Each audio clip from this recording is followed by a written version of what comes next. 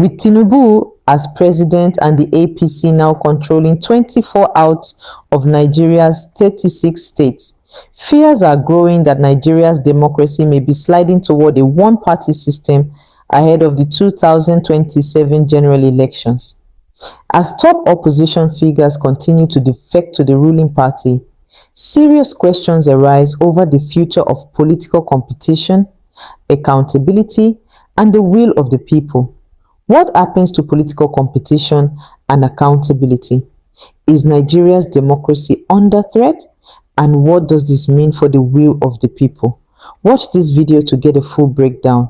And the fact that the PDP vote, the rocking goes on, and it's even becoming very much uncertain what might likely be for the future of any politician that may want to still stay back, like for someone like me that's living in Enugu. Even like 8 months before Mba eventually decamped, right, or defected, it was already clear that there were that concerns, the rumors, and currently as we speak, aside from like the fact that PDP still holds sway in 8 states, but allegedly about 4 of the states also had like very similar response, right, like in the public sphere that we saw in Enugu, and likely if nothing is done, we could still see more defections. And when you have all of that, and the very fact that even like now there is no party in Nigeria that can claim major opposition, because the opposition role of PDP was long dead, right? Because opposition need to it's an active process. It's not just like fielding alternative candidates just towards election.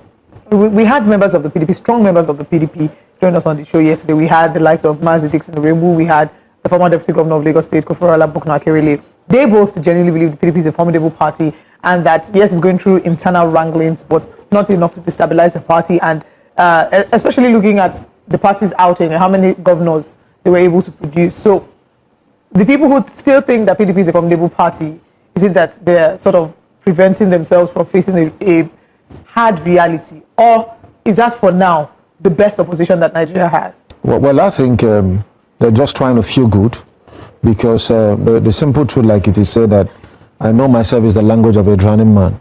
When you look at PDP, looking at all of the major stalwarts they have lost and losing on daily basis, not just at the level of the state governors, but also like in the National Assembly.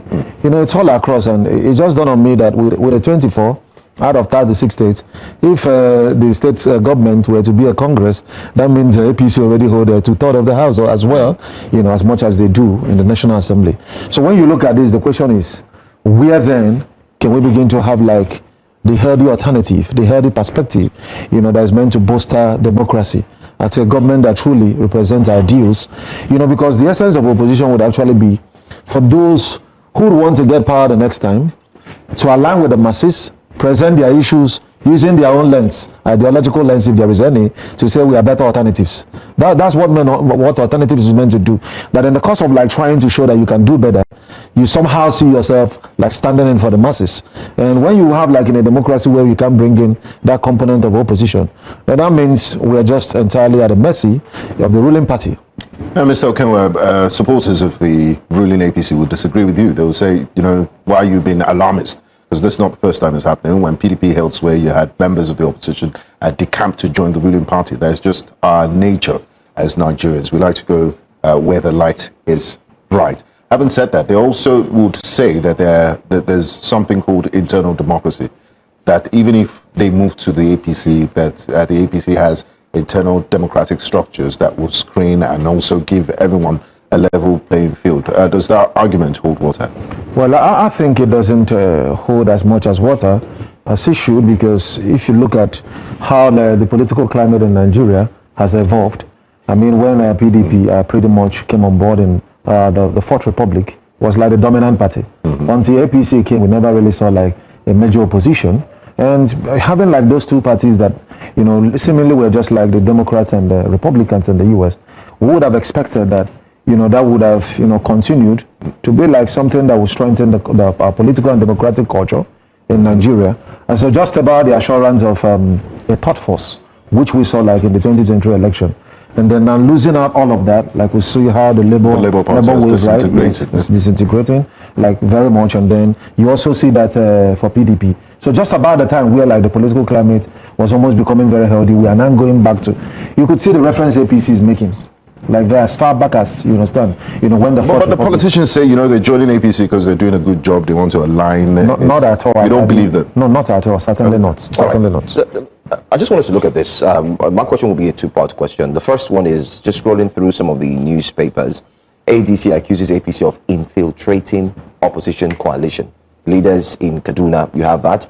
You also have Labour Party accuses APC of plotting to infiltrate its ranks. And then the same Labour Party, you also have a different view where Julius Abure, the embattled leader of the Labour Party, says APC is not infiltrating. My question simply is, we've seen different political parties accuse the APC of infiltration. And then it seems like in that same party, while it's accusing the APC, there are a few members in that party that are denying that the APC is infiltrated. So are we seeing, or are we looking at a case where there is an infiltration? Maybe there could be.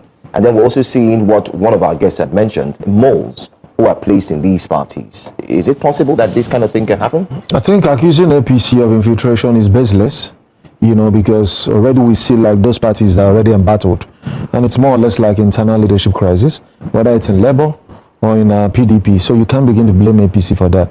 I mean, APC is just like only taking advantage of the very fact that there are crises. And which party wouldn't want to welcome new defectors? It makes you stronger. But the concern would actually be that we should be able to look at the bigger picture. Mr. President also should be able to look at the bigger picture if we actually mean well for the democratic culture. I think it might be a time to begin to wonder, finding out reason why are these guys defecting. Like for a governor of a state, right?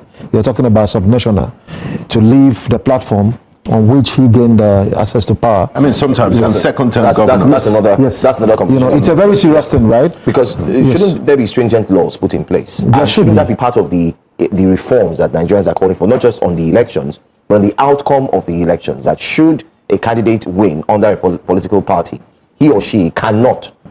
The laws are there. They'll tell you that for the parliament, they're moving because it's more stringent for parliamentarians because it says they have to be able to prove some sort of crisis, but it's not specific. And then for executives, I think it's a bit lax, but we might have to, like Joe said, be more stringent, create more stringent that's laws right. that would work on defections. But like they say, politics is a game of numbers. My question to you is, all these defections and all these statements that are being made, for example, Governor Monday Okpebholo has promised 2 million votes for the president in 2027. Do they reflect the will of the people? And once a governor defects, does it mean that his support base is defecting with him? Does it guarantee the votes he came to power with in his new party? So, I mean, from an empirical standpoint, as someone who's living in Enugu for years and like a launch pad, I could tell you the few, like except for those that are politically aware, who knows that, I mean, from Ba, it's political survivor, even though for the optics, it is to align Enugu to the center, right? But I can tell you for free, there is that dissatisfaction. Some people feel it was just all of a sudden, right, a PDP state. How can you just do that? So was he under pressure to the camp? I think, well, using the word pressure might not be appropriate, right? Okay, you said political survival. How? Could you? Yes, political survival in the sense that with the way like PDP is embattled, okay, it's really very clear that waiting to pick up a party nomination to run on that particular platform, you don't want to like feel the impact of maybe like dual leadership in a party or like an embattled party. Maybe at the end of the day, you are told you are not the authentic candidate. I mean, that could happen with anyone going in for PDP or Labour Party as things are at the moment. With the internal crisis. Yes, with the internal crisis. To mess him up. Yes. Yeah. So all you just have to do is that, okay, that the major edge that APC have, at least that's like the central government now, right? You have the might, right? They have like sufficient influence over INEC and the judiciary.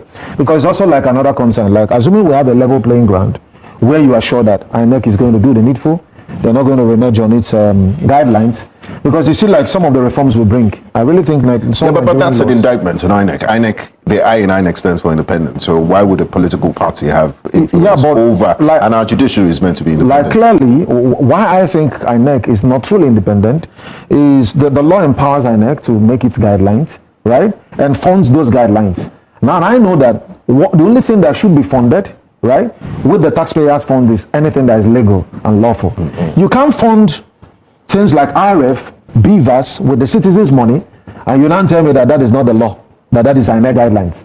So you see where like we begin to make conflicting policies and reforms.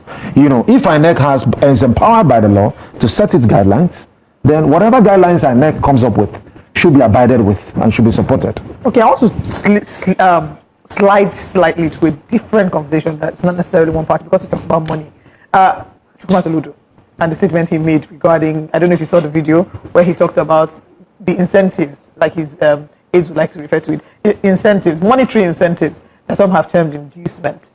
What are your thoughts about that? Is it like monetary inducement on his words during his campaign? He had made promises, you know, to a number of his campaign, his words saying that when they were competing, when they were running for Senate, they knew they were going to win. But like the words that had highest numbers, they promised them 1 million, and that from the 8th of November they fulfilled that promise. And that going forward, he then made further pledges of 5 million, 3 million, 2 million. And the argument is, if you look at the provisions of the Electoral Act section, I think it's 121 or 122, that provides for the fact that you are offering monetary incentives. You know, that is in a way considered inducement. Yeah, it is actually inducement. And you know, one of the things actually that but they denied it, though, by the way. They said it's not an inducement. That is an incentive. It's an incentive. It's not an incentive, actually. Like, to encourage them to go and go out and campaign. So these are semantics, and the reason why someone could even come to defend a thing like this is, you know, sometimes our politicians, you know, yes, they understand we may not be all that powerful to stop them, but they should realize that Nigeria has a lot of intellectuals. And I love the way Irene Peter, a scholar, puts it. He said, today, if you are not confused, then you are not just thinking clearly. You know, that typically summarizes our woes in Nigeria, because if you are thinking clearly, you should be confused. Why somebody like a professor could come tell you that, you know, voter inducement is incentive? Incentive for what? I mean, you being hired, right? That the incentive was promised to members of APGA, that it was at their parties. It was internal. Yeah, it was an internal affair, because but it wasn't. Even though it was a public campaign. Yeah. And that even brings to like something that has been very worrisome, especially when it has to managing internal democracy, where like one man sponsors an entire party structure and puts all of the structure in the pocket. And you know what is happening actually in PDP now, right? I mean, if you want to ask me for the source, I would say it's Wike, right? You know, and why is it a source? We know this guy has invested so much in that party. Before Atiku, who's been going back and forth, came, saw the party as a good shoe to wear. After a week, he must have polished it. You know, he ran with it, and at the end of the day, still went back to his cocoon as usual, waiting for the next election. And Wike, the spoiler, came in, and then he was able to do what you need to do, and everybody started running away from the party. So, you know, you see, one thing I love is calling a spade and not a farming implement. Because if you don't know where the source of the problem is, then you don't know how to address it. So citizens, especially those that are politically aware, if you want your political parties to work, that's what we call only dues. You should be able to form the parties. When you form party, then when it also comes to like, you know, sending candidates, you know, those that will even go for Congress, or we contest for one position or the other, it should be all part of the process. I don't understand like a case if it's at the level of the state, the governor will present lists, those that will go for Senate, that is not democracy. Yes, and when do we begin to address this fault lines? Because the more we continue like this, the more democratic structures we erode, and we see it becomes a very terrible situation. How do we fix this fault lines? Is it stringent laws? Is it? We're lost for answers. Yeah, like honestly, it's not as simple as maybe a mere academic exercise, because see, Nigeria situation sometimes, why it gets complex is, you know, the society is often interwoven. So when you want to address this challenge, you're also considering what's going to be the back end. Like for instance, for a stringent law to work, you need those in the temple of justice to be able to interpret justice in the way that's going to sustain justice. Because if at the end of the day you even come up with stringent laws, and they go to the court and the courts quote one thing, make an exception to defend the defection, then what are you going to do about that? Like we even see like now, I mean, like for instance, if we have like a very decisive judiciary, you'll be sure like there would even be a case of dual leadership existing in some parties. But like something like Lebanon, where you have like an Obi living Labour Party, It's because of what judiciary, the way they, playing about the case. Be very decisive, give like a fair judgment. Call a spade, and not a family implement. And with that, everyone that is involved, judiciary has spoken, right? Yeah. This is the authentic leader. And it shouldn't be like maybe someone that if they declare, then it's something also that is a bit conflicting. It's obvious that we also have an issue with the judiciary. But I wanted to ask, what do you make of the most popular word being used, especially the past 6 months, psychophancy? And I'm sure you're aware of what's happening in River State. If you don't come in wearing the cap. Edo State, I beg your pardon. Yes, you don't come in wearing the cap. Yes. Edo State. Yes. And then there's also the issue we saw at the National Assembly where the rejigged or changed national anthem was now replaced with all of these things. I mean, you've been following, you've done your study. How does this invariably affect the fabric of democracy, especially looking at this one-party system that everyone is talking about? Because it seems like everybody is saying the same thing, everyone is moving towards one direction, they've abandoned the road, and they're all trekking on one way, just one way. It's really, I think, it's really very unhealthy for Nigeria because when you look at the odds against us in terms of like one party, in China, for instance, as a one-party state, the very interesting thing is that the president doubles also as the general secretary of the party, but I can tell you, it's largely democratic because nothing happens without really like the input of all the key stakeholders in the Communist Party, right?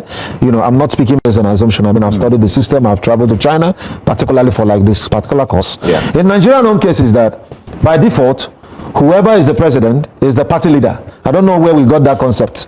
And so what you now have is a situation where all of those within the party delivers the structure to one man.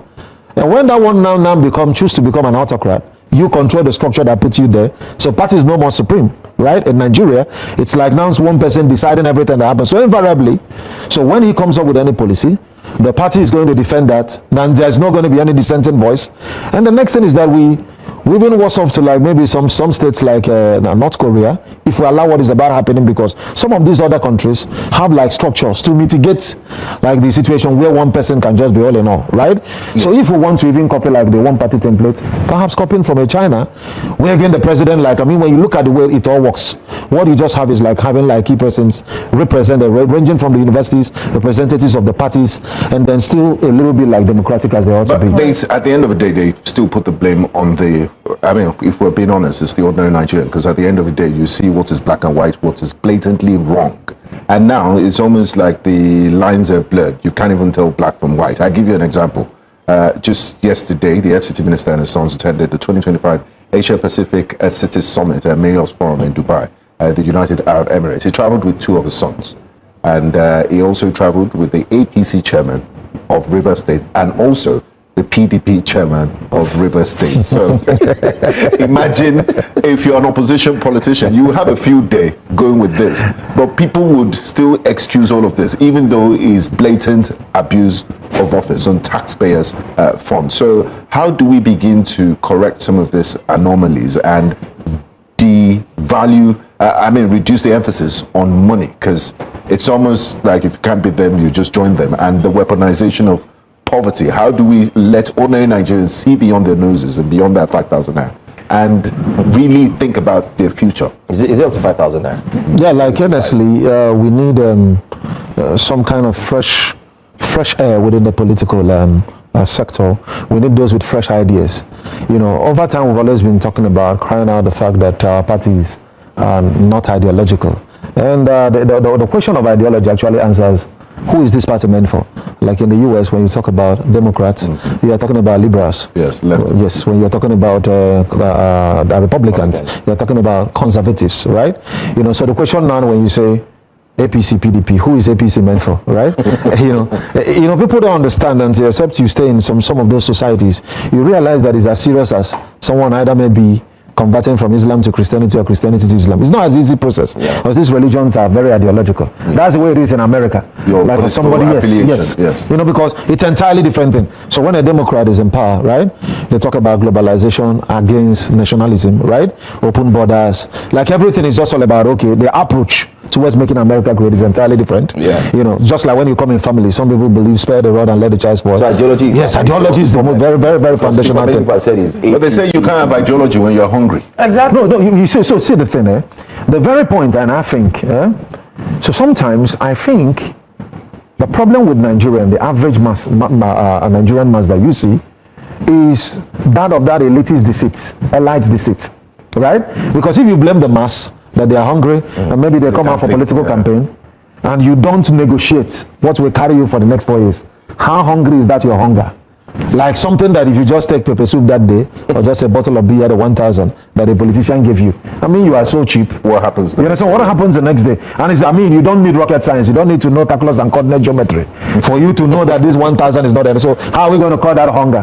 But the problem is that you see like some airlines, right? Within those political parties that should even ensure that things work well.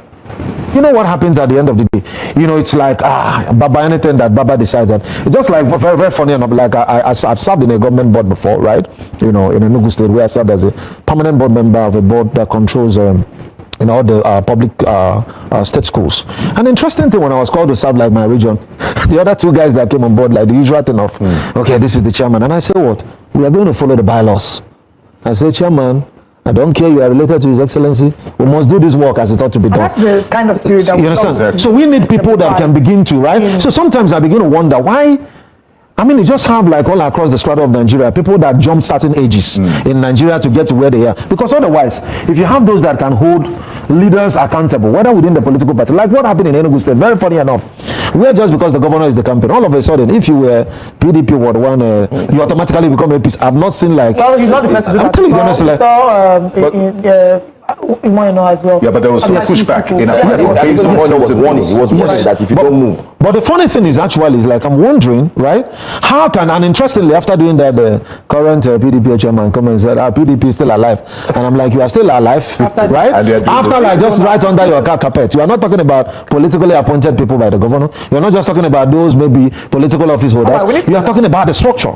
We really need to go now. I mean, at the end of the day, it's politics of hunger, politics of survival, and politics that lacks moral compass. That's what we're running right now. Thank you so much for joining us. Don't forget to like, share, and subscribe for more political updates.